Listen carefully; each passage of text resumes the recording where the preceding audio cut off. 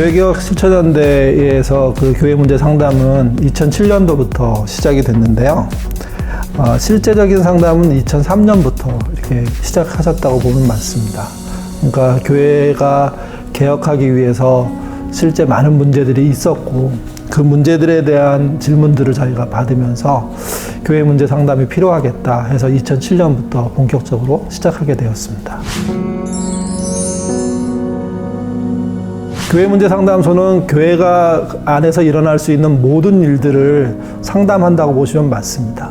저희가 이제 상담을 실제 하다 보니까 교회 문제의 가장 주축은 목회자들이더라고요. 그래서 담임 목사님이나 원라 목사님 또는 뭐 당회의 문제도 있고 또 그 밖에 행정이나 또는 그 권력을 쓰는 어떤 전형의 문제나 이런 분들이 산재에 있거든요. 그리고 요즘은 성문제도 역시 많이 이렇게 등장하고 있습니다. 교회가 건강하게 가지 못하게 하는 모든 문제에 대해서 교회 상담을 할 수가 있고요. 한 걸음 더 나가서 상담소는 교회가 건강한 교회로서 전환을 꿈꿀 때 도움을 드리고도 있습니다. 그러니까 단순히 문제만 가지고 시비를 걸거나 문제를 따지는 정도가 아니라 문제의 해결의 방법으로서 건강한 교회를 어떻게 세울지 이런 도움도 드리고 있습니다.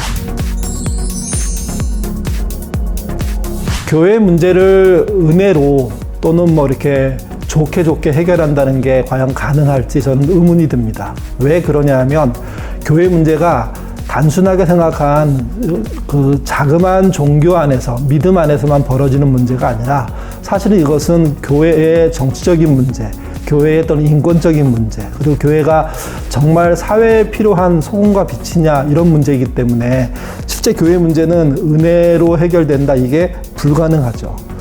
사실 교회에서 벌어지는 많은 문제가 사람과 관련되어 있는데 특별히 그게 목회자들과 관련되어 있는데 목회자들의 문제는 사실은 중독과 비슷하다고 볼 필요도 있습니다. 그러니까 중독이라는 게 단순하게 그냥 참고 한번 하면 끝난다, 해결하면 끝난다 이 정도 문제가 아니라 재발 가능성이 굉장히 높거든요. 그렇기 때문에 문제가 일어났을 때 제대로 해결하는 게 필요하고요. 또 하나는 담임 목회자와 원로 목사님 또는 뭐 이렇게 목회자와 관련돼서 또 장로님과 관련돼서 일어나는 문제가 교회 문제의 75% 이상이거든요. 이거는 문제를 지적하는 사람이 권력자와 싸워야 되는 문제이거든요. 그렇기 때문에 은혜로 이걸 덮는다? 이거는 불가능하다고 생각하고요. 오히려 이 문제는 정치적일 수도 있고 또는 그걸 넘어서서 더 복잡한 문제로 이렇게 관련되어 있는 것일 수 있기 때문에 이거는 단호하고 분명하게 해결할 마음을 가지셔야 됩니다. 저희가 2007년부터 2019년까지 통계를 내보니까 약 918건 정도의 상담을 저희가 진행을 했거든요. 그리고 2015년 이후에는 연평균 100건 이상이 넘고 있습니다. 이 말은 교회 문제가 사실은 이제 표면화되기 시작했고 이제 더 이상 숨길 수 없는 상황까지 이르렀다고 보시면 뭐 틀리지 않다고 생각하는데요. 왜 이렇게 많이 일어나냐?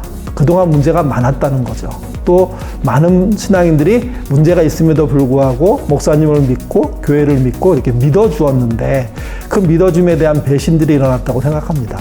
앞으로도 이 문제는 줄어들 것 같지는 않고요. 더 많아질 건데 이 문제에 대해서 공개하는 것, 그리고 논의하는 것, 그리고 좋은 길을 찾아가는 걸 두려워하지 않으셔야 됩니다. 상담의 내용은 철저하게 비밀입니다. 왜 그러냐 하면 비밀로 전제되지 않는 상담이란 있을 수 없기 때문이고요. 저희는 내담자가 저희들에게 한 말을 내담자의 동의 없이 외부에 내보낸 적이 없습니다. 특별히 내담자를 보호하는 것을 저희가 중요시하는 것은 그 문제를 지적하는 일이 쉽지 않기 때문입니다. 또 내담자는 보호의 대상이기 때문에 철저하게 보호하려고 노력하고 있습니다. 실제 상담소에 찾아오시는 분은 원로 목사님으로부터 시작해서 그냥 그 청년들까지 모든 그 교회에 속해 있는 그 인적 구성원들이 상담하신다고 보면 틀림이 없습니다. 그렇기 때문에 상담은 누구든지 받을 수 있고요. 또 상황에 따라 저희가 지방에 내려갈 수도 있고 또 올라오셔서 만날 수도 있기 때문에 전국적으로 어디서나 가능합니다. 상담 비용은 전혀 받지 않습니다. 특별히 상담 오신 내담자가 저희 그 상담을 받고 난 다음에 너무 고마워서 후원하겠다고 하는 적도 많거든요. 근데 저희는 내담자의 후원 역시도 받지 않습니다. 상담에 관한 한 어떤 물질도 관여되지 않아야 된다고 생각하고요. 상담의 내용에만 충실하려고 하는 게 저희들의 마음입니다.